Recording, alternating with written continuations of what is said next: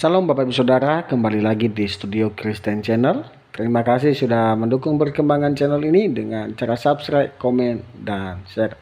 Bapak Ibu Saudara, pada kesempatan kali ini kita akan mendengarkan debat-debat antara apologet Kristen Indonesia bersama polemikus Islam. Mari kita dengarkan debat ini dan mari kita simak dengan baik. Selamat menyaksikan. Tuhan Yesus memberkati kita. Lam yalid walam yulad. Allah tidak beranak dan tidak diperanakkan. Maksud dari ayat ini membantah tiga agama sekaligus. Satu, orang Yahudi yang mengatakan Uzair adalah ibnullah. Dua, orang Nasrani yang mengatakan Isa adalah ibnullah. Tiga, orang musyrikinil Arab yang mengatakan bahwa Lata, Uzza, Manat dan malaikat adalah anak perempuan Allah. Itu dijelaskan oleh Imam As-Sawi di dalam tafsiran surah Al-Ikhlas. Nah, sehingga penafian segala jenis yang tidak sama seperti Allah itu dalam tiga hal. Satu, mumatsalah. Tidak ada yang sama seperti Allah. Dua, mujanasah. Tidak ada yang sejenis seperti anak, ayah. Itu sejenis. Bersihkan, disucikan dari Allah. Yang wajib baginya, yang namanya Allah itu qadir, maha mampu, menguasai. Yang namanya Allah itu iradah, maha berkehendak. Yang namanya Allah itu sami'an basira, maha mendengar lagi maha melihat, dan maha-maha yang lain sebagainya. Maka keyakinan umat Islam yang paling dasar adalah meyakini bahwa segala sifat kesempurnaan hanya dimiliki oleh Allah Subhanahu wa ta'ala. Dan itu tidak terjadi kemudian kepada selain Allah. Jadi contoh, Allah menurunkan seorang nabi, seorang rasul untuk kita ikuti, yang bernama Nabi Muhammad sallallahu alaihi wasallam. Di dalam surah Al-Ahzab dikatakan makana Muhammadun aba'a ahadir min rijalikum walakin Rasulullah wa khataman nabiyyin. Nabi Muhammad adalah bukan ayah dari kalian, tapi dia adalah utusan Allah dan pemungkas para nabi, penutup para nabi.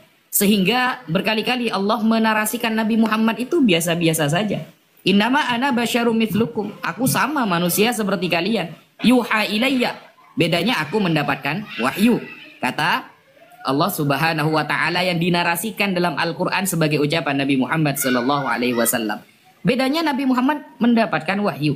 Sehingga wajar ketika Nabi Muhammad banyak melakukan kekhilafan sebagai manusianya. Tetapi dalam hal syariat, maka wa ma yantiqu 'anil hawa in huwa illa wahyu yuha. Tidaklah kemudian yang disampaikan oleh Nabi Muhammad kecuali itu adalah wahyu dari Allah Subhanahu wa ta'ala. Dan perlu diingat di dalam surah Al-Qur'an di ayat nomor 188, saya lupa surahnya tapi ayatnya berbunyi qul la amliku nafsi naf'an wala dharran. Katakan wahai Muhammad bahwa aku tidak bisa menguasai diriku sendiri, baik memberi manfaat ataupun memberi bahaya. Sekian, illa masya Allah, kecuali atas kehendak Allah. Sekian, terima kasih. Masih ada waktu, Ustadz. Ini masih 2,54. Masih ada waktu. Oh, masa? Biasanya itu nanti jatuhnya 7 menit nanti jatuhnya. Jadi 7 menit setengah. Oh iya. Putaran kedua berarti ya. Oke, tanding ulang ya. Baru mulai edis ya. Aku klik tanding ulang. Terima ya. Bismillah. Lanjut. Tanding ulang. Terima. Edis, silakan. Baik, ya lagi-lagi saya katakan dua adik saya ini karena memang baru terjun dalam dunia apologetika, saya katakan pendatang baru ya. Mungkin baru hanya 8 tahunan lah, bisa saya katakan baru anak kemarin sore, jadi saya harus maklum dulu. Padahal yang menjadi tema di sini itu adalah Yesus Tuhanku, Muhammad Tuhanmu. Mari saling mengerti. Jadi begini ya, ini Ustadz Wafi salah memahami. Dia malah membahas sosok Allah yang tidak ada itu. Yang sebenarnya itu tidak ada seperti itu. Yang semuanya itu hanya katanya. Yang kita bahas di sini adalah Tuhannya orang Islam dan Tuhannya orang Kristen. Gitu loh. Nah, tadi yang benar dari Ustadz Wafi itu hanya satu. Bahwa kata Tuhan di dalam bahasa Arabnya itu ada dua yang diterjemahkan ke dalam bahasa Indonesia menjadi kata Tuhan. Kalau kita buka Quran, ada dua kata yang selalu diterjemahkan jadi kata Tuhan. Ada kata ilah dan ada kata Rob. Nah, untuk kata Rob ini kadang-kadang dia diterjemahkan Tuhan, kadang-kadang dia diterjemahkan Tuan. Nah, nanti kalau kita bahas lagi, nanti kata Tuhan ini dicolong oleh penerjemah Islam ketika menerjemahkan Qur'annya. Padahal kata Tuhan itu murni milik gereja, tapi dicolong oleh penerjemah Qur'an ke dalam bahasa Indonesia. Nah, jadi yang mau saya sampaikan begini. Ketika kita membaca Qur'an, maka kata ilah atau kata Tuhan itu sebenarnya adalah sesuatu atau seseorang atau apapun itu yang kepadanya kamu menaklukkan diri. Jadi ilah itu bisa apa saja. Hawa nafsu menurut surat Al-Jathiyah ayat 23 bisa jadi ilah. Uang, iblis, manusia bahkan bisa jadi ilah. Ketika kamu menempatkan diri kamu seolah-olah kamu dikendalikan oleh dia tanpa kamu bisa membantahnya. Nah, saya tidak ngomong kosong ya. Ada sekitar 7 orang, 4 orang diantaranya betul-betul seorang ustadz yang mengakui bahwa Muhammad itu adalah Rob. Bahkan seorang Rifa pun dia mengakui bahwa Muhammad itu adalah Rob. Kebetulan orangnya ada di sini.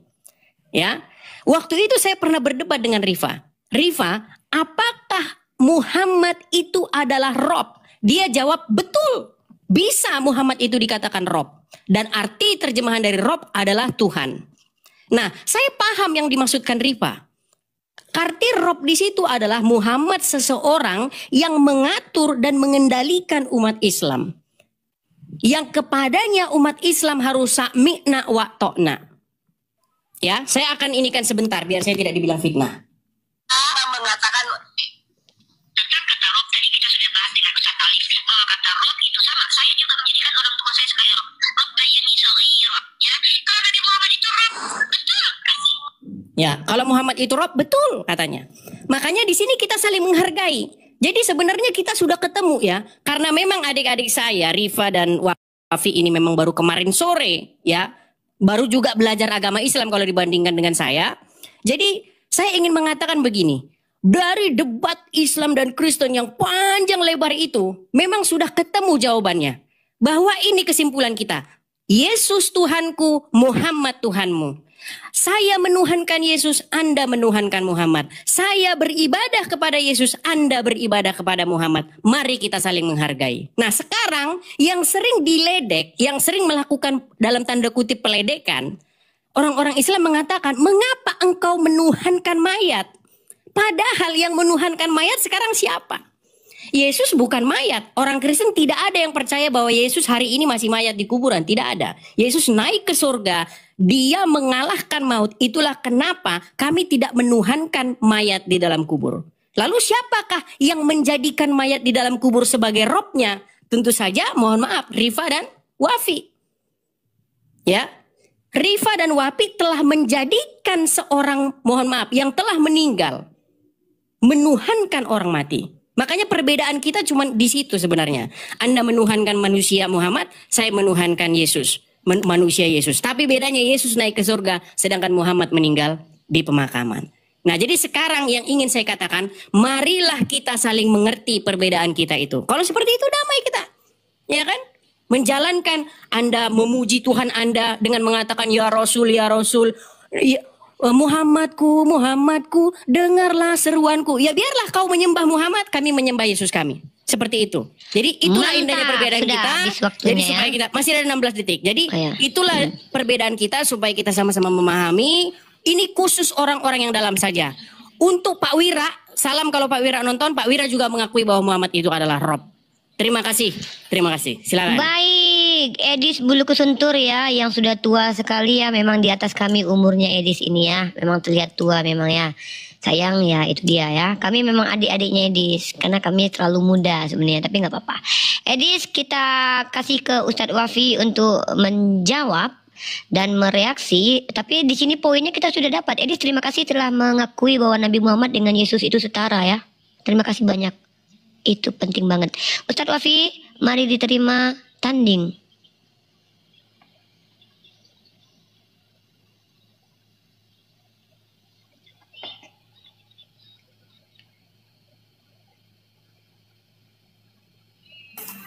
Ya, tadi Mas Edis mengatakan bahwa saya adalah anak yang kemarin sore yang baru berapologet.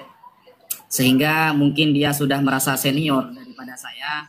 Padahal setiap sesuatu yang terupdate itu adalah terbaik. HP saja, setiap sesuatu yang terupdate pasti terbaik. Al-Quran saja yang kita ikuti adalah yang nasikh, bukan yang mansukh. Kemudian dan lain sebagainya. Perjanjian saja yang dipakai perjanjian baru, bukan perjanjian lama. Jadi seharusnya saya yang terupdate hidup di dunia, bukan malah ikut yang tua seperti Mas Edis. Aham. Mungkin itu dulu sarkas dari saya. Nah, sebelum saya akan memulai apa yang ingin saya sampaikan. Jadi begini ya. Dan ini perlu diketahui teman-teman. Mas Edis ngechat pribadi, DM pribadi ke saya itu temanya Tuhan. Bukan Nabi Muhammad sebagai Tuhan Islam, tidak. Tuhan gitu saja. Maka saya memahami bahwa yang dimaksud adalah tentang spesifikasi atau mengenai ketuhanan. Maka jelas umat Islam menjelaskan Allah lah Tuhan dan Nabi Muhammad utusannya. Dan itu dikonfirmasi oleh Yesus di dalam Yohanes. Tidaklah yang mengutus lebih baik dan yang diutus lebih baik daripada dia yang mengutus. Jadi antara utusan dengan sang pengutus jauh lebih baik sang pengutus Allah yang mengutus Nabi Muhammad, dan itu dikonfirmasi dalam Yohanes 13 nomor 16 saudara. Nah, kemudian kalau Anda masih beriman kepada hal-hal yang dulu ya, Anda akan mengatakan saya ini sudah mungkin ratusan tahun dan saya Wafi dan Unirifa itu hanya baru saja berapologet. Kalau Anda merasa seperti itu, berarti seharusnya Anda fokus kepada perjanjian lama.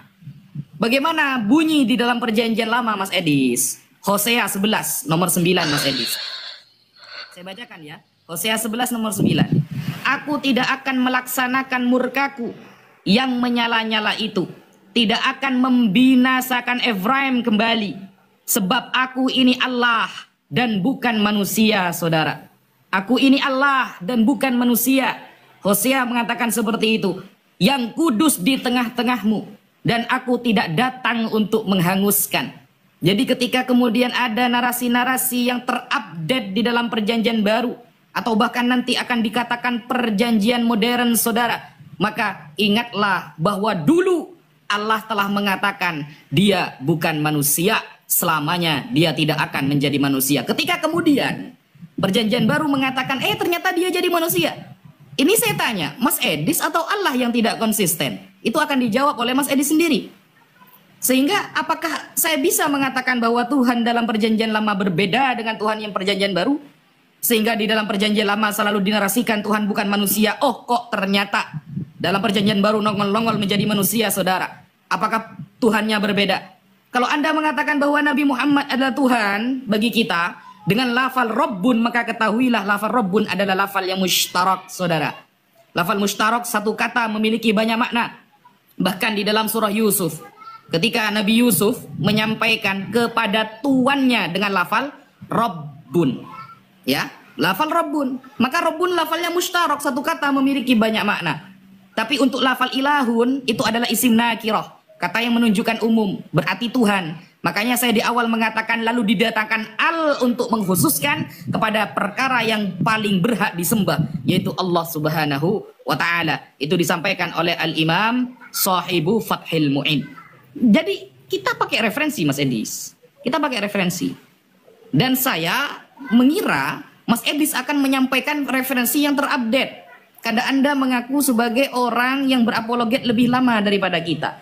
Tetapi kenapa keilmuannya hanya begitu saja? Temanya dari dulu, saya pertama kenal Mas Edis sampai detik ini 2024. Sampai Pak Prabowo dilantik kemarin. Temanya tetap Muhammad Tuhanmu, Yesus Tuhanku. Apa tidak ada tema baru? Apa tidak ada tema baru yang mungkin terupdate yang lebih keren gitu? Sehingga Anda hanya membahas itu-itu saja. Apakah kemudian yang Anda pelajari hanya itu saja selama Anda berpuluhan tahun menjadi orang Kristen?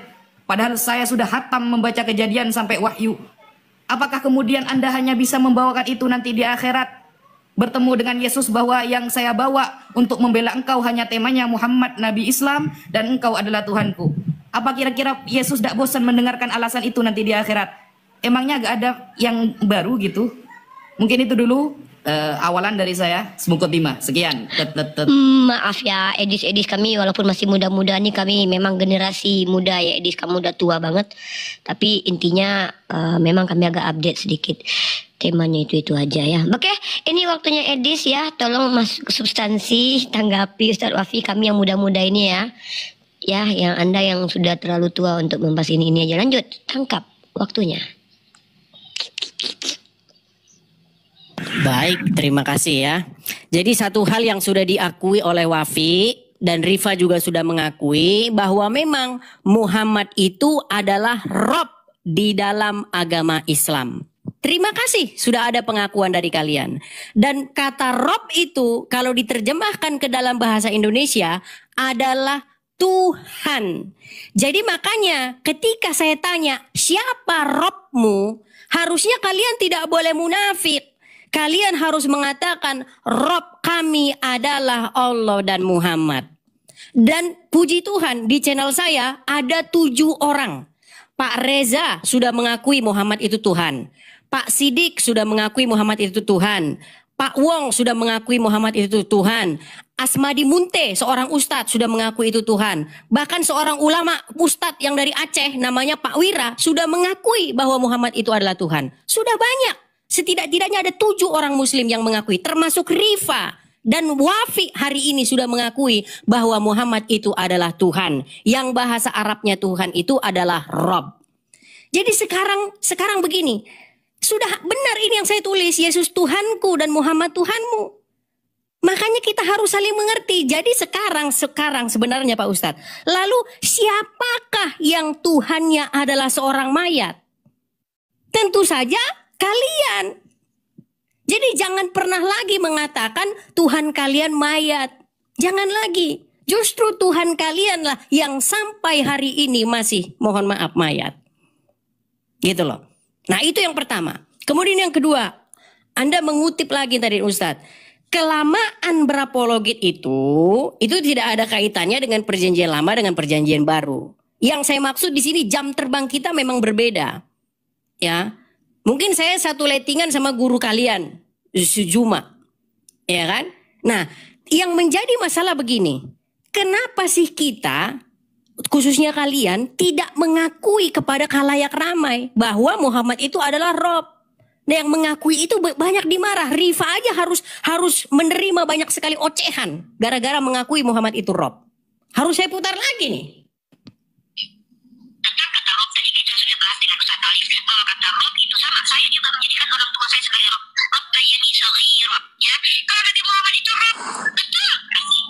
Oh, kalau Muhammad itu Rob betul. Jadi artinya Muhammad juga Rob. Muhammad juga Tuhan kalian. Nah, Yesus juga bagi kami adalah Rob. Tetapi dia bukan Bapa. Perhatikan, Rob itu adalah gelar. Allah juga gelar. Bahkan Musa di dalam perjanjian lama juga bergelar Allah bagi Firaun. Jadi kalau kata-kata Allah bukanlah manusia, kata Allah di situ merujuk kepada Bapa. Ya. Kata Allah di situ tidak merujuk kepada Yesus. Makanya bedakan. Hari ini saya mau makan sama presiden. Presiden ini siapa? Siapa dulu presiden ini?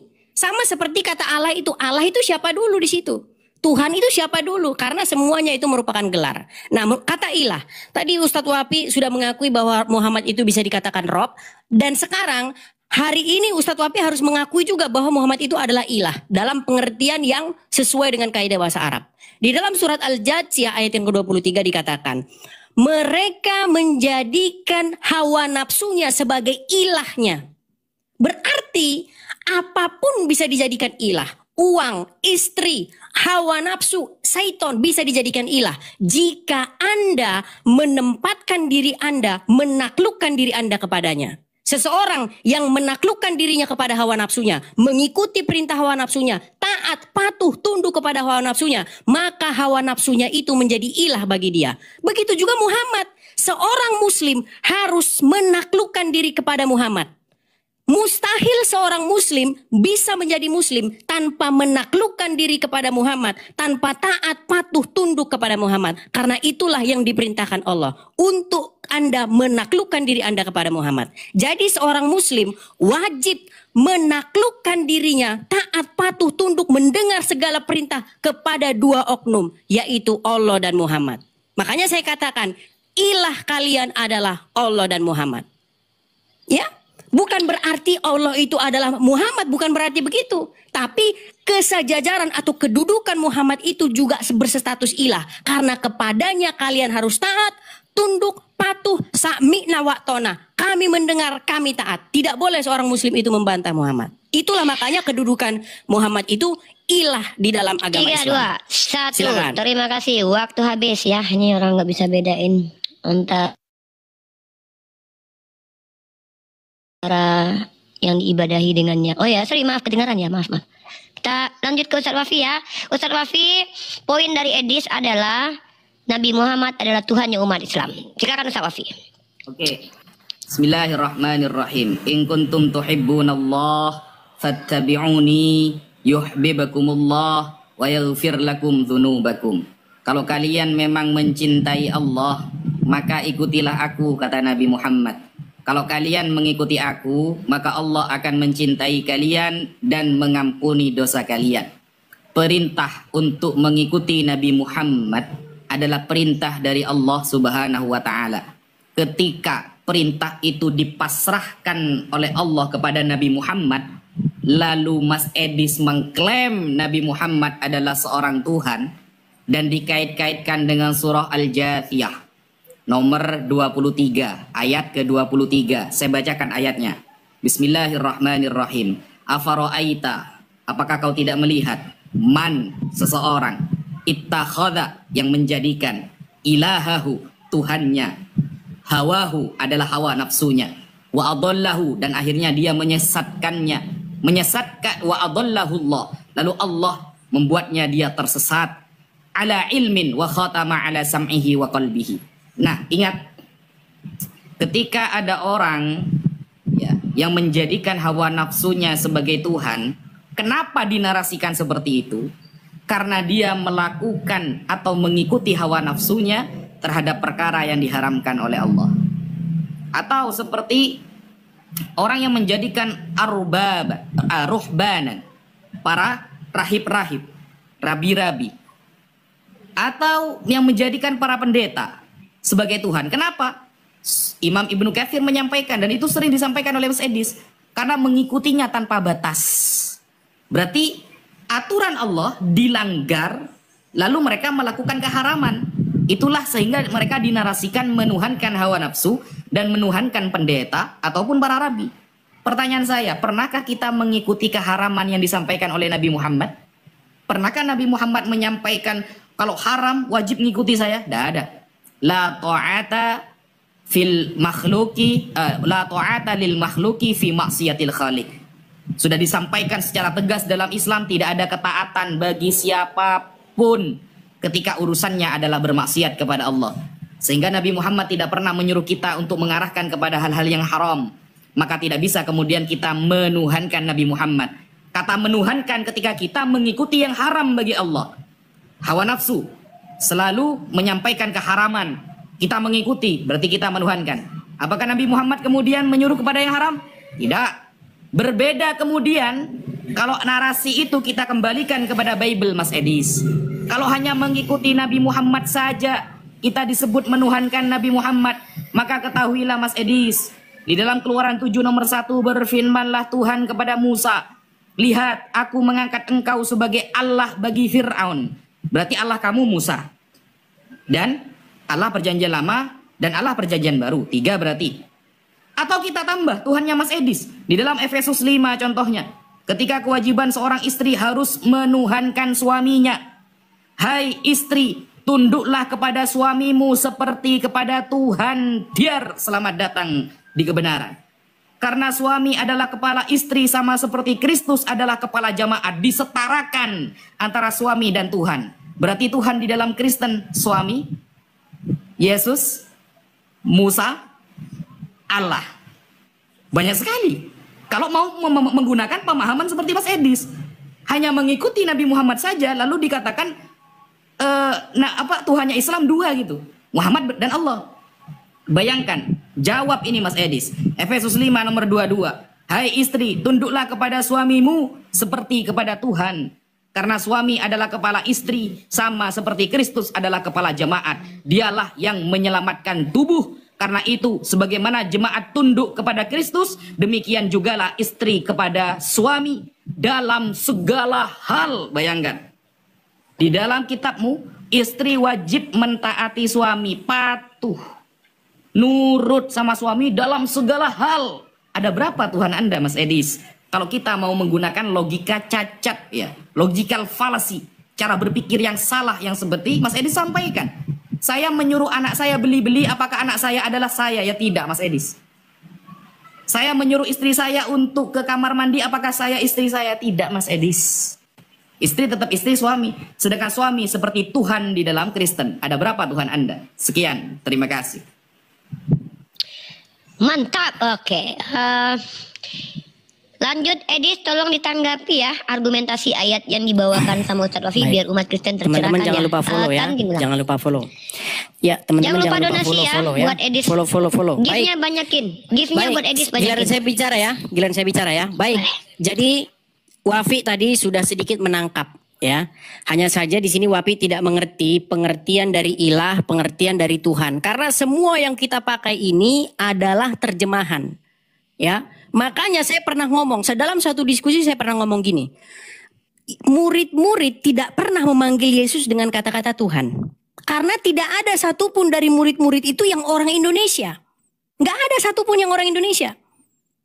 Nah jangan dipotong nanti dipotong lagi, langsung dipotong, dipiralkan lagi. Ya memang kerjaan-kerjaan orang aneh-aneh memang, ya kan? Nah jadi kata Tuhan bahasa Arabnya adalah Rob atau ilah. Artinya adalah otoritas.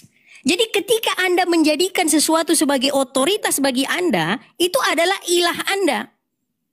Di situ loh. Nah, sekarang bedanya begini. Apakah Anda dikendalikan penuh oleh dia? Saya kasih contoh misalnya.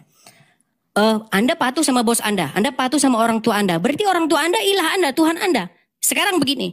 Kalau bos Anda menyuruh, lompat dari jurang. Kau lakukan tidak? Tentu tidak. Kalau suami Anda atau istri Anda atau orang tua Anda bilang, ceraikan istrimu, ceraikan suamimu. Apakah kau lakukan? Tentu tidak. Itu artinya kau tidak dalam kendalinya penuh. Nah, sedangkan seorang muslim, kalau Allah bilang lompat dari jurang, bisakah kalian bantah? Tentu tidak bisa. Kalau Allah bilang lompat dari jurang, kalian harus lompat dari jurang. Tapi kalau suami, bos, presiden sekalipun, Anda bisa bantah. Hanya ada dua yang tidak boleh dibantah oleh seorang muslim. Allah dan Muhammad. Allah dan Muhammad. Makanya saya bilang ilah kalian itu ada dua. Yang kepadanya kalian sami'na wa ta'na. Nah sekarang Wafi mengatakan, apakah ketaatan kami kepada Allah itu tidak dalam kepada Muhammad itu tidak dalam rangka ketaatan kami kepada Allah? Betul yang Anda bilang. Makanya saya katakan Allah membuat Muhammad itu menjadi ilah atau Rob di tengah-tengah kalian. Yang kepadanya kalian harus taat seolah-olah taat kepada Allah. Itulah yang kami imani. Makanya Yesus itu adalah ilah atau Rob yang datang dari Bapa. Dia bukan ilah lain. Yang dilarang dalam Bible itu, jangan ada padamu ilah lain di hadapanku. Yesus bukan ilah lain, Roh Kudus bukan ilah lain, tetapi Yesus dan Roh Kudus adalah otoritas yang datang dari Bapa. Ya, nah sekarang pertanyaannya begini, apakah seperti yang dikatakan Wapi, aturan Allah dilanggar karena mentaati Muhammad?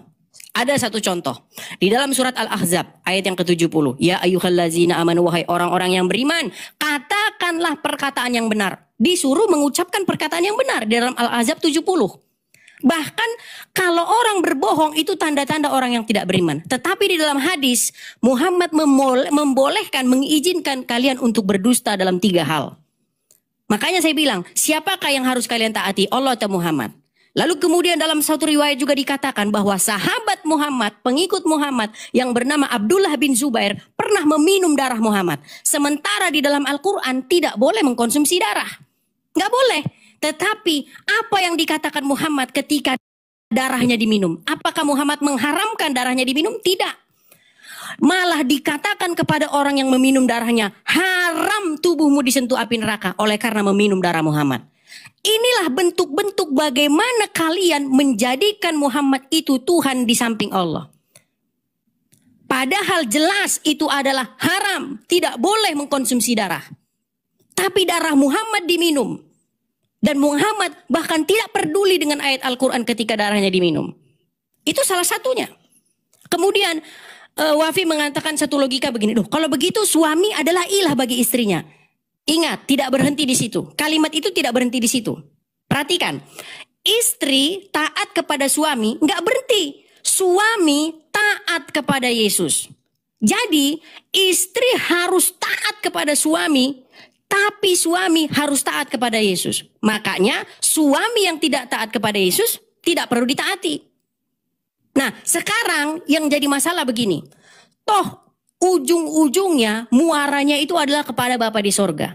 Makanya Yesus dan Roh Kudus bukanlah ilah lain, tetapi adalah Tuhan atau otoritas atau ilah atau Tuhan yang datang daripada Bapa di sorga. Nah sekarang yang jadi masalah, kita harus sama-sama mengakui nih, Yesus Tuhanku, Muhammad Tuhanmu. 5, Hanya saja 4, Muhammad 3, adalah Tuhan 2, yang di luar 1. bangsa Israel. Seperti itu, silakan. Oke, terima kasih. Edis, tolong donasinya buat Edis ya, karena dia lagi cari kontrakan teman-teman ya, bantu ya. Oke, lanjut ditangkap waktunya Ustadz Wafi, silakan. Oke, bismillahirrahmanirrahim. Kullu ma atakumur rasulu fakhudhuh wa ma nahakum anhu fantahu. Apa yang dibawa oleh Nabi Muhammad maka ambillah, ikutilah, dan apa yang dilarang maka jauhilah. Ingat, Al-Quran diturunkan oleh Allah kepada Nabi Muhammad, yang menjelaskan malaikat Jibril kepada Nabi Muhammad. Maka Nabi Muhammad yang paling paham Al-Quran, bukan Mas Edis. Saya kira Mas Edis akan menyampaikan bahasa Ibrani atau Yunani, lalu referensi yang kuat. Ternyata hanya main di terjemahan kata saja. Tadi Mas Edis menggunakan Robbun, yang sebagai lafal yang mushtarak, satu kata memiliki beberapa makna, hanya bermodal terjemah. Lalu membawa-bawa bahwa Nabi Muhammad pernah membolehkan berbohong, padahal di dalam Al-Quran berbohong itu adalah dosa. Yang dibawa adalah surah Al-Ahzab ayat 70. Ini ngawur. Kenapa saya katakan ngawur? Ingat, ini saya sampaikan ya. Kita akan bisa membedakan teman-teman, mana yang menjawab menggunakan referensi dengan mana yang menjawab dengan asumsi. Di dalam Al-Quran surah Al-Ahzab ayat ke-70, ya ayyuhalladzina amanu, wahai orang-orang yang beriman, ittaqullah, bertakwalah kepada Allah. Wa qulu, dan katakanlah qaulan sadidan, perkataan yang benar. Maksud perkataan yang benar dalam ayat ini Ikrimah menyampaikan sebagai ahli tafsir dalam Al-Quran. Kalau kitab Anda ya wajar ya, gak ada ahli tafsirnya. Meskipun di Alkitab Sabda ada pendapat Matthew Henry, Jerusalem, ya kita tahulah Mas Edis hanya modal terjemahan, tidak apa-apa. Nah, Ikrimah menyampaikan maksud qaulan sadida adalah qaulu la ilaha illallah. Maksud perkataan yang benar bukan perkataan jujur, tapi maksudnya adalah la ilaha illallah, kata Ikrimah sebagai ahli tafsir. Kalau hanya kitab yang pakai terjemahan, tidak mengikuti kredibilitas orang yang paham, ya wajarlah mungkin tidak akan pernah nyambung terhadap apa yang saya sampaikan. Padahal di dalam ayat tadi, ingat teman-teman ya, saya itu bukan menframing, saya hanya membaca bahwa apa di dalam Efesus 5, dalam segala hal, ingat ya, kalimat mengikuti suami dalam segala sesuatu. Karena itu sebagaimana jemaat tunduk kepada Kristus, demikian jugalah istri kepada suami dalam segala hal. Jadi kalau suaminya nyuruh lompat ke sumur, ya lompat ke sumur. Kalau suaminya mau poligami, ya harus boleh. Kan seperti itu. Nggak ada di sini narasi, tetapi nanti suami harus taat ke Kristus. Ngarang. Jangan bawa-bawa ayat palsu lah. Jangan buat-buat ayat palsu. Gitu loh. Dan apa yang saya sampaikan ternyata tidak pernah terjawab oleh Mas Edis, teman-teman. Saya kasih contoh lagi ya. Bahwa Tuhan di dalam perspektif Mas Edis itu masih blunder. Kenapa? Narasi Tuhan manusia itu tidak pernah dibenarkan oleh perjanjian lama. Sejak kapan kemudian Tuhan itu menjadi manusia? Kita kalau mau melevelkan Yesus dengan Nabi Muhammad jauh, Lebih keren Nabi Muhammad secara pemahaman Al-Quran dan Bible. Nabi Muhammad belum lahir saja sudah bermanfaat kepada Nabi Adam. Ketika Nabi Adam melakukan kekhilafan, riwayat dari Sayyidina Umar bin Khattab, bihaqqi Muhammad lima ghafartali, ya Allah, dengan derajat Nabi Muhammad ampuni aku. Karena Allah mencintai Nabi Muhammad sebagai hambanya. Apakah Nabi Muhammad hamba? Subhanalladzi asra bi abdihi. Maha suci Allah yang memperjalankan malam hambanya. Nabi Muhammad hamba. Sehingga di dalam Al-Quran dikatakan, kulla amliku li nafsi naf'an wala dharran. Katakan wahai Muhammad, bahwa diriku, ya, Nabi Muhammad ini tidak bisa memberikan manfaat atau tidak bisa melakukan kebahaya. Bahaya apapun tidak bisa. Illa masya Allah, kecuali atas kehendak Allah. Illa masya Allah, kecuali atas kehendak Allah. Tetapi kalau kita lihat di dalam kitab Anda, Mas Edis, satu raja-raja contohnya ya. Di dalam satu raja-raja 8 dikatakan, nomor 27. Tetapi benarkah Allah hendak diam di atas bumi? Sesungguhnya langit, bahkan langit yang mengatasi segala langit pun tidak dapat memuat engkau. Terlebih lagi rumah yang kudirikan ini. Salomo mengakui gak boleh Tuhan di bumi. Ini yang bodoh Salomo atau siapa ini? Sekian, terima kasih. Baik. Silakan dibisukan dulu, ada suara anak-anak tadi. Jangan lupa follow ya guys, follow. Ya, jangan lupa follow Edis dan sumbangkan gift kalian ya. Dia lagi cari kontrakan ya. Bantu Edis ya, kasihan loh. Wajahnya biar nggak digerebek sama kalian. Oke, baik ya. Iya. Jadi tapi jangan kabur, udah kabur keluar negeri ya. Oh ya. Ustadz Wafi mengatakan bahwa Muhammad paham Quran. Jadi ini satu pernyataan yang sama sekali tidak ada di dalam Al-Quran ya. Ketahuilah ya bahwa saya adalah orang yang paling banyak sekali mengkhatamkan Al-Quran dari Al-Fatihah sampai Anas sampai Al-Fatihah. Belum pernah saya temukan ada seorang muslim yang lebih rajin membaca Al-Quran daripada saya. Dan belum pernah saya ketemu ada seorang muslim yang lebih ngerti Quran daripada saya. Tidak pernah ada narasi dalam Quran bahwa Muhammad mengerti Al-Quran. Nggak ada. Yang ada adalah jikalau kamu ragu-ragu tentang apa yang kami wahyukan kepadamu, maka tanyakanlah orang yang membaca kitab sebelum kamu. Disuruh tanya kepada orang yang membaca kitab sebelum Al-Quran. Itu loh yang dilakukan umat muslim sekarang, Wafi dan Ripa sebaliknya. Malah beriman kepada kitab-kitab sesudah Al-Quran. Disuruh beriman kepada ini ulama, ulama B, ulama C yang sama sekali tidak ada dalam Al-Quran. Ayat Quran itu hanya dua macam, Wafi. Ayat-ayat yang muhkamat dan ayat-ayat yang mutasabihat. Muhkamat itu apa sih? Jelas. Kenapa untuk ayat-ayat yang jelas kalian persulit lagi? Harus begini, harus begitu. Tadi Ustadz Wafi menyebutkan Ikrimah. Siapa Ikrimah? Apakah ada di dalam Al-Quran? Jikalau kamu ingin tahu Quran, tanya Ikrimah. Nggak ada. Yang ada disuruh membaca kitab-kitab sebelumnya. Gitu loh. Makanya ketika kamu ingin membaca Al-Quran, harusnya Al-Quran itu kalian pandang dari sudut pandang orang-orang yang membaca kitab sebelumnya. Muhammad saja tidak pernah datang ke Ikrimah untuk mengerti Al-Quran. Konon menurut riwayat-riwayat yang kalian katakan, dikatakan bahwasanya dikatakan setelah Muhammad bertahanus di Gua Hiro menerima wahyu, apakah dia datang kepada orang-orang ulama-ulama Sahih Bukhari? Nggak ada. Bahkan mereka lahirnya jauh setelah Muhammad. Dia justru datang kepada Khadijah dan Khadijah tanya kepada seorang pendeta Nasrani. Jadi suruh nanya. Makanya kalian itu tanya sama kami ahli kitab. Jangan tanya sama ulama-ulama yang datang kemudian. Akhirnya kalian jadi kayak begini. Kalian jadi menuhankan ulama atau para penafsir-penafsir Al-Quran. Makasih Bang Gaco, makasih Bang Gaco. Ya, ini yang kalian lakukan sekarang. Kalian menuhankan para ulama. Kalian tidak boleh memiliki pikiran lain kecuali yang sudah ditetapkan oleh ulama. Kalau kalian beda pandangan kalian tentang Al-Quran sesuai ulama maka kalian sesat. Tidak ada. Itulah yang menyebabkan kalian sampai sekarang tidak pernah berkembang memahami Al-Quran. Karena kalian sudah didoktrin pikiran kalian memahami Al-Quran harus sesuai dengan ulama ini, harus sesuai dengan ulama itu, tidak boleh berbeda. itu kalian tidak tahu, kalian sudah dibuat menjadi katak dalam tempurung ketika memahami Al-Quran. Kalian tidak boleh beda dari pandangan-pandangan orang-orang yang sudah membaca kitab sebelumnya.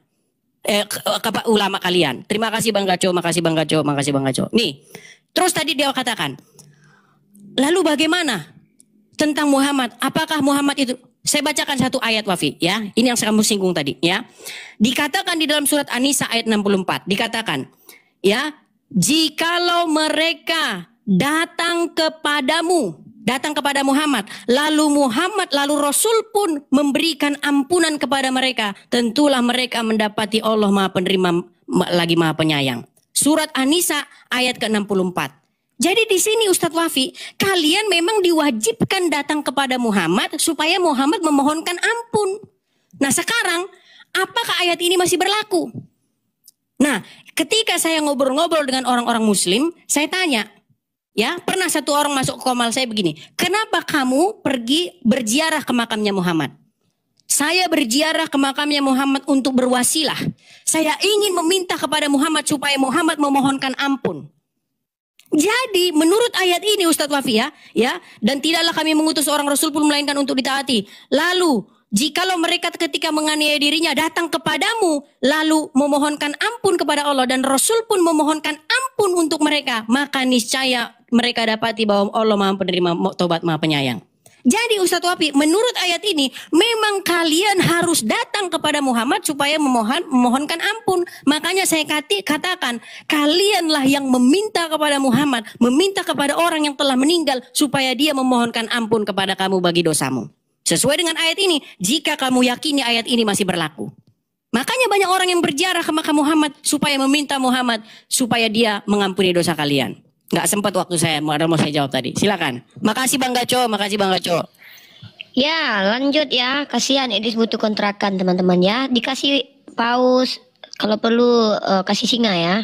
Lanjut. Karena dia butuh uang untuk kontrakan ya. Ya, lanjut. Oke, bismillahirrahmanirrahim. Gini Mas Edis ini maksa banget sih. Mau mengatakan Nabi Muhammad itu Tuhannya umat Islam. Maksa gitu loh. Lalu memperkosa banyak ayat Al-Quran lagi. Ikrimah, siapa Ikrimah itu? Muhammad kenapa kok disuruh datang ke Bukhari Muslim?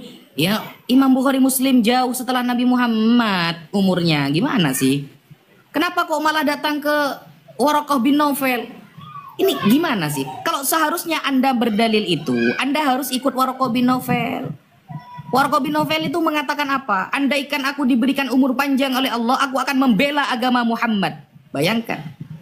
Dan Waraqah bin Naufal mengakui bahwa yang datang kepada Muhammad namus adalah sesuatu yang pernah datang kepada Musa. Namus dari kata Yunani nomos yang artinya aturan. Aturan yang kemudian datang dari Allah kepada Musa sama seperti yang datang kepada Muhammad. Diakui, ternyata Anda tidak beriman. Ahli kitab yang seperti itu yang keren. Kalau Anda bukan ahli kitab, Anda bahlul kitab, Mas Edis. Mohon maaf. Jadi begini Mas Edis. Kalau cuma contoh kita harus ngikuti Nabi Muhammad saja itu dikatakan Tuhan. Lalu bagaimana istri yang disuruh mengikuti suaminya dalam segala hal? Ya, dalam segala hal Mas Edis itu belum Anda jawab loh. Kemudian saya kasih lagi. Di dalam Ulangan 17, saya baca ayatnya ya. Apabila suatu perkara terlalu sukar bagimu untuk diputuskan, misalnya bunuh-membunuh, tuntut-menuntut, atau luka-melukai, perkara pendakwahan di dalam tempatmu, maka haruslah engkau pergi menghadap ke tempat yang akan dipilih Tuhan. Ingat, kalau kita ada masalah hukum, datanglah ke tempat yang dipilih Tuhan, Allahmu. Haruslah engkau pergi kepada imam-imam orang Lewi dan kepada hakim yang ada pada waktu itu dan meminta putusan. Mereka akan memberitahukan kepadamu putusan hakim dan engkau harus berbuat menurut keputusan yang diberitahukan mereka kepadamu dari tempat yang akan dipilih Tuhan. Engkau harus melakukan dengan setia segala yang ditunjukkan mereka kepadamu. Ingat, segala berarti Tuhanmu banyak. Imam-imam Lewi juga Tuhanmu. Karena setiap kita harus bertanya masalah hukum, maka datanglah kepada imam-imam Lewi di dalam Ulangan 17. Apakah mereka Tuhan kalian semua? Kalau standarnya mengikuti adalah dituhankan, berarti di sini Tuhan Anda sedang banyak Mas Edis. Menurut petunjuk yang diberikan mereka, ini dalam segala hal keputusannya. Nah, diberikan kepada mereka kepadamu, dan menurut keputusan yang dikatakan mereka kepadamu haruslah engkau berbuat, wajib loh. Janganlah engkau menyimpang ke kanan atau ke kiri, la yamilu yumnatan wala yusrotan, tidak ngak-ngakan saudara. Nah, yang diberitahukan kepadamu. Nah, orang yang berlaku terlalu berani dengan tidak mendengarkan perkataan imam yang berdiri di sana sebagai pelayan Tuhan Allahmu, kalau udah ikut ini keputusan imam, ataupun perkataan hakim, maka orang itu harus mati, cediar, selamat datang di kebenaran. Kalau tidak mengikuti saran dari imam atau hakim, maka dia harus mati. Bayangkan, kita tidak pernah digituin sama Allah. Kita mengikuti Nabi Muhammad, kita menjauhi apa yang dilarang oleh Nabi Muhammad, sehingga ketika kita bermaksiat kita harus dibunuh seperti itu. Ini aturan macam apa, saudara? Tolong dijelaskan Mas Edis, apakah ini Tuhan Anda semua? Ketika Nabi Muhammad dinarasikan sebagai Tuhan hanya karena kita harus mengikuti dalam segala hal. Berarti dalam hal ini semua keputusan hukum di dalam Al-Quran farudduh ilallahi wa rasulih. Apapun hukum, maka kembalinya kepada Allah dan Rasulnya. Ini, ayat ini bagaimana Mas Edis? Jangan kemudian bawa-bawa surah Yunus ayat 94. Fa in kunta fi syakkim mimma anzalna ilaik fas'alil ladzina yaqra'unal kitaba min qablik. Kalau kamu Muhammad ragu terhadap apa yang aku turunkan kepadamu, maka bertanyalah kepada orang-orang yang membaca kitab sebelummu. Tentang apa hal ini? Tentang bahwa nama Nabi Muhammad tertulis dalam kitab-kitab terdahulu. Kalau kamu pakai ayat ini, kamu harus beriman bahwa Nabi Muhammad tertulis dalam kitab-kitab terdahulu. Itu disampaikan oleh Al-Imam At-Tabari, Al-Imam Ibnu Katsir Ad-Dimashqi, Al-Imam Al-Hafidh Al-Qurtubi, dan Al-Imam Al-Hafidh Al-Baghawi. Semua para ulama tafsir menyamakan sebagian. Lalu apakah Nabi Muhammad bertanya tentang bahwa dirinya pernah tertulis dalam kitab terdahulu? Ternyata la asyukku wala as'al, kata Nabi Muhammad.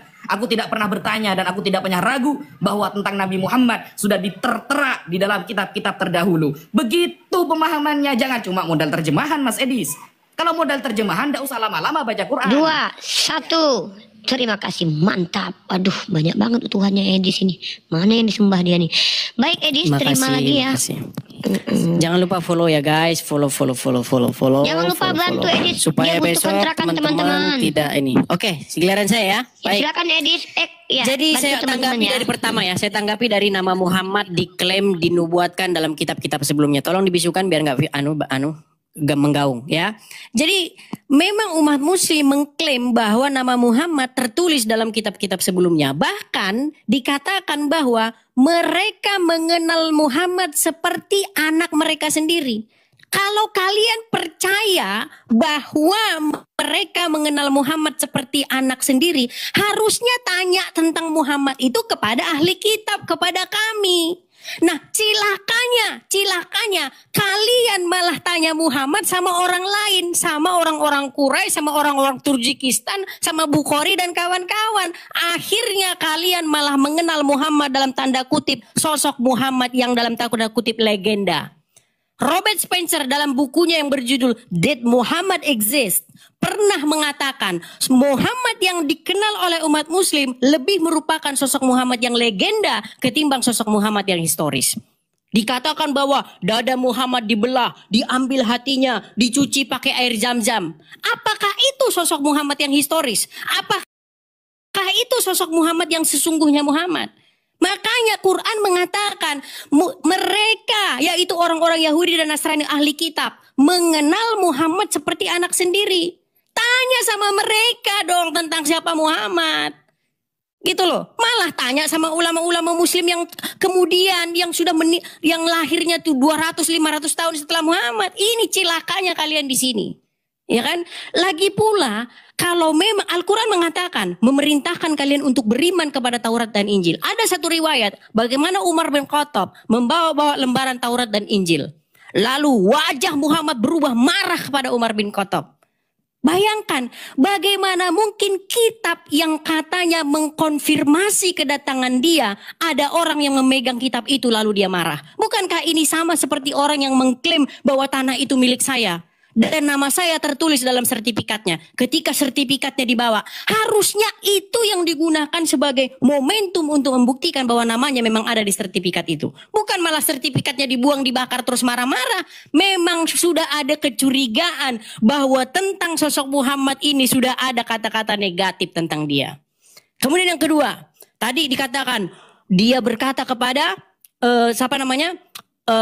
Warokah bin Nawfal dengan kata-kata namus, yang artinya namus itu adalah, aduh kenapa ini ada anu nih, bentar sorry ada, kok ada ini, Kenapa Edis? Diganggu apa? Diganggu roh? sebentar Tolong dibantu Edis ya. Waktunya tetap ini jalan. Nggak ada puzzle ini. Oh, itu tanda kamu nggak terlihatan. Makanya buka kacamatamu biar nggak dikira kamu robot. ChatGPT dikira kamu. Buka kacamatamu biar kamu Oke, tidak dianggap manusia. Oke, baik, saya teruskan ya. Nah, kemudian kata namus tadi dikatakan namus bahasa Yunani. Berarti Warokah bin Nawfal pun mengkonfirmasi bahwa Injil yang asli itu berbahasa Yunani. Jelas ini. Kenapa kalian tidak mengimani Injil yang berbahasa Yunani yang ada pada tangan kami? Ini sungguh-sungguh tragis. Seorang Warokah bin Nawfal mengatakan namus dan namus itu dalam bahasa Yunani. Ini salah satu konfirmasi lagi. Bahwa kata Injil memang berasal dari bahasa Yunani dari kata eu angelion. Yang artinya kabar baik atau berita gembira. Ini miris kalian. Ya kan? Kalian tidak mau beriman kepada Injil yang berbahasa Yunani. Kalian tidak mau beriman kepada Taurat. Malah kalian beriman kepada kitab karangan-karangan A, B, C. Ulama A, ulama B, Imam A, Imam B, Imam C. Imam Syafi'i, Imam Hanafi, Imam Hambali. Tiga-tiganya berbeda tentang apakah bacaan basmalahnya keras. Yang satu bilang bacaan nggak boleh baca basmalah, yang satu bilang bacaan basmalahnya pelan-pelan. Udah beda-beda. Itulah akibat kalian mengikuti yang tidak dikatakan dalam Quran. Ya, ini sungguh miris sekali nih. Kemudian masalah imam-imam tadi. Masalah imam-imam itu tentang adanya perkara. Ketika ada perkara, tanya kepada imam-imam perkara masalah bunuh-membunuh dan lain sebagainya. Tidak ada di situ dikatakan bahwa kalau imam ngomong A, suruh kamu masuk jurang, kamu masuk jurang. Nggak ada. Tapi kalau Muhammad dikatakan dalam surat Al-Ahzab ayat yang ke-36. Jikalau Allah dan Rasulnya sudah menetapkan ketetapan, maka tidak ada pilihan bagi laki-laki muslimah tentang urusan mereka. Jelas kedudukan Muhammad setara dengan Allah karena tidak boleh dibantah. Silakan.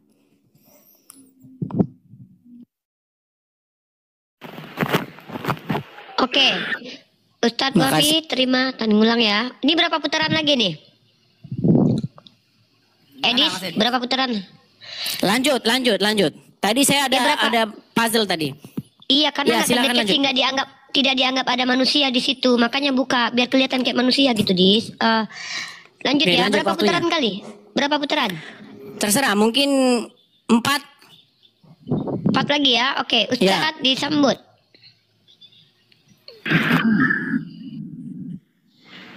Ya, bismillahirrahmanirrahim. Maka bertanyalah kepada orang-orang seperti kita, kata Mas Edis yang ahlul kitab, sehingga Anda tidak salah faham tentang Nabi Muhammad. Kok malah kalian bertanya kepada Imam Bukhari, Imam Syafi'i sehingga banyak perbedaan pendapat. Loh, dalam sebuah ajaran, perbedaan pendapat itu keniscayaan, Mas Edis. Anda dengan Herdi beda cara pandang mengenai Tuhan. Anda dengan teman-teman Tritunggal, Anda kan Unitarian. Gitu loh. Yang parah ini kalau Tuhannya perjanjian lama sama perjanjian baru beda gitu loh. Kalau ajaran berbeda itu keniscayaan, tapi kalau Tuhannya yang berbeda itu ngawur namanya. Gitu loh.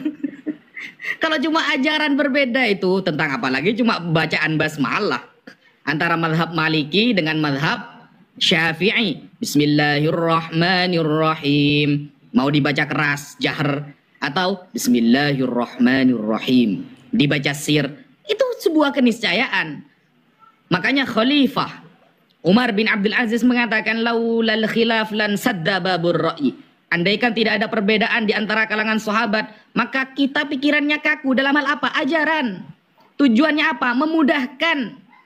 Kalau kita hidup di gunung pasir, tidak bisa wudhu dengan air, bisa tayamum. Itu keniscayaan. Yang susah ini kalau Tuhannya yang berbeda gitu loh. Ini yang susah kita ini. Jadi begini loh.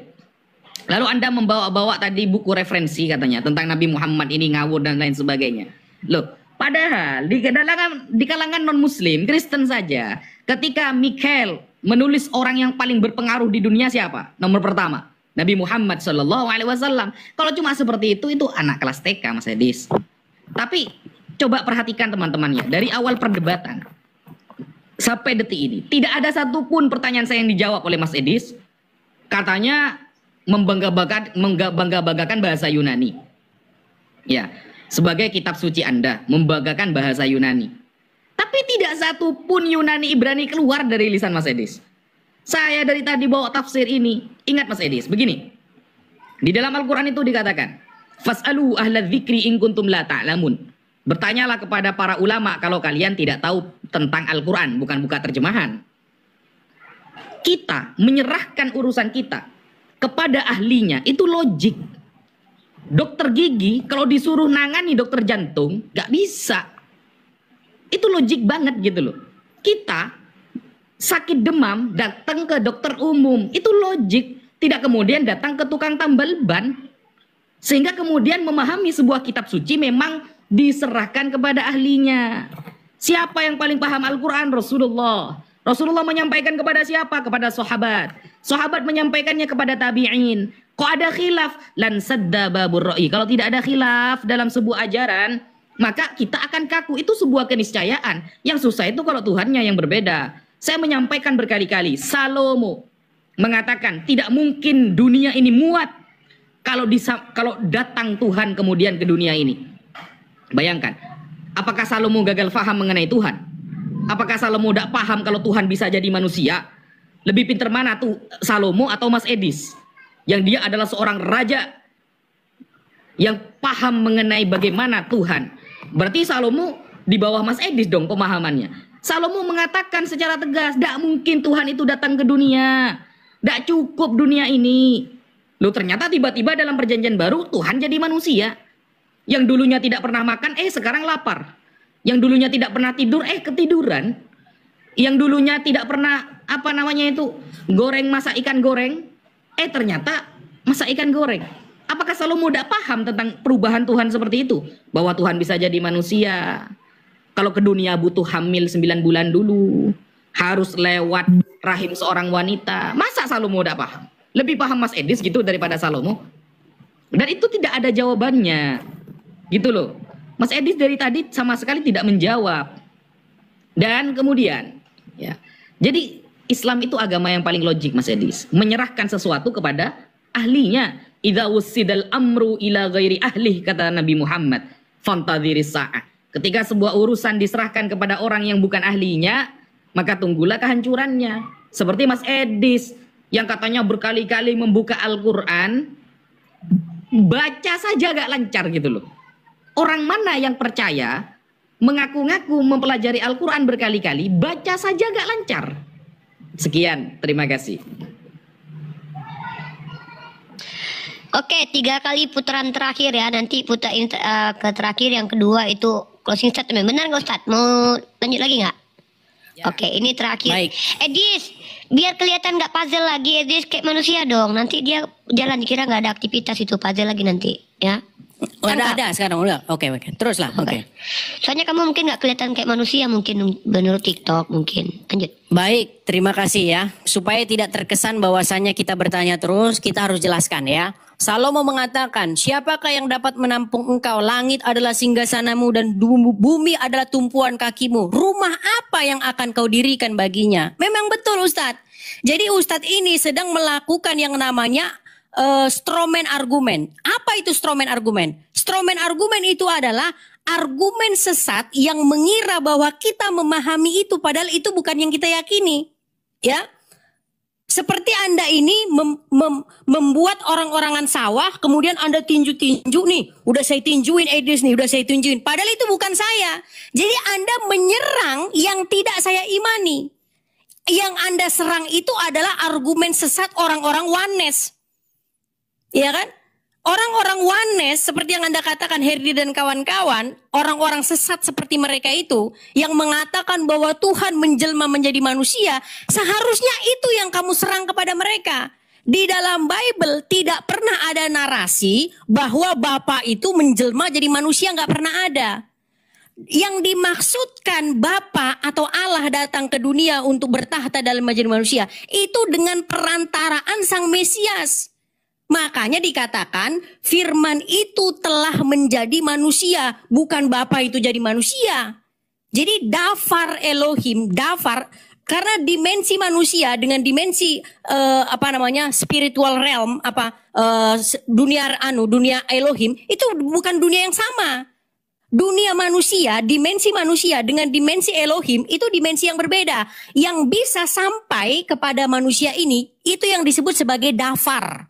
Nah, dafar itulah yang menjadi manusia, Yesus. Makanya Yesus itu pengejawantahan dari Bapa, bukan Bapa itu sendiri. Contohnya begini. Saya dengan foto saya.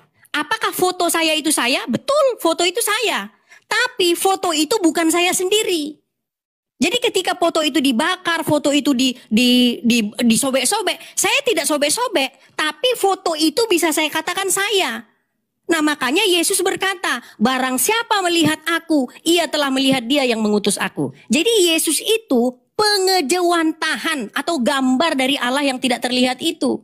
Bukan Allahnya yang jadi manusia. Gitu loh, tapi dafarnya, firmannya yang menjadi manusia. Makanya Allah memerintah di tengah-tengah bumi dengan perantaraan Sang Mesiasnya. Nah, kepada Sang Mesias inilah segala lutut harus bertekuk, segala lidah harus mengaku bahwa dia adalah Tuhan. Ya, Tuhan di sini maksudnya adalah Sang Mesias yang kepadanya setiap orang harus bertekuk, berbakti, melakukan apa yang dia perintahkan. Makanya dikatakan lambang pemerintahan ada di atas bahunya. Seperti itu, ketika Yesus memerintah, disitulah segala air mata, tangis, ratap, dan kesusahan dihapuskan. Contohnya apa? Sakit disembuhkan, mati dibangkitkan, tuli mendengar, buta melihat. Karena Yesus memang mengalahkan segala masalah manusia itu ditangkas semua. Mati hidup. Makanya dikatakan, di bawah pemerintahannya maka tidak ada lagi perkabungan dan air mata. Disitulah Tuhan membuat segala sesuatunya baru kembali. Nah, kami memberitakan Yesus yang hidup. Kami memberitakan tentang kebenaran itu. Gitu loh. Nah, kalian memberitakan orang mati. Kalian memberitakan Muhammad. Gitu loh. Kalian memberitakan orang yang mati di kuburan, sementara kami memberitakan tentang Sang Mesias yang datang daripada Bapa. Keselamatan datang dari Israel. Cahaya dan terang. Terang telah datang di bumi. Bangsa-bangsa yang berjalan dalam kegelapan akan melihat terangnya yang ajaib. Ini makanya bedanya kita di sini, Ustadz. Kami memberitakan tentang yang hidup, yang mengalahkan maut, sementara kalian memberitakan orang mati di kuburan. Makanya saya bilang, Ustadz, mari semua orang Islam kalian datang kepada kebenaran, karena Yesus berkata, akulah jalan dan kebenaran dan hidup. Makanya datang kepada Dia. Yesus yang memberikan hidup. Mengapa kalian malah mengikuti orang yang di kuburan, Pak Ustadz? Gitu. Makanya 2024 ganti Tuhan Anda yang Muhammad itu dengan Yesus. Jelas. Gitu loh. Kenapa kalian mengikuti Muhammad yang meninggal? Ikut Yesus. Saya katakan ikut Yesus. Dia adalah sumber kebenaran. Jangan ikut Muhammad dan Tuhannya Muhammad yang disebut Allah, yang disembah oleh orang-orang Quraisy. Demikian, silakan. Oke, Edis, menuhankan mantan mayat. Lanjut Ustadz, ini closing. Oke, berarti ini closing statement. Tapi tadi siapa yang memulai? Ustadz Wafi tadi yang memulai ya. Nah, sekarang Edis yang memulai untuk terakhir ya, untuk closing statement. Silakan Edis. Closing statement ini 5 menit atau 3 menit? Sama aja ya waktunya ya. Oke, silakan.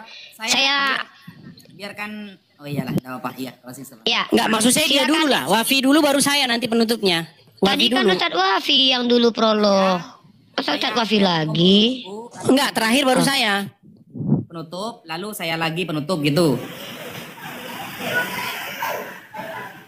Loh, nge-lag Unilifa itu. Bukan, tadi kan Ustadz Wafi duluan. Jadi penutupnya pasti di saya. Makanya biar saya nggak 2 kali, maka Ustadz Wafi dulu. Uni nge-lag itu, Uni. Duh, gimana ini Uni ini?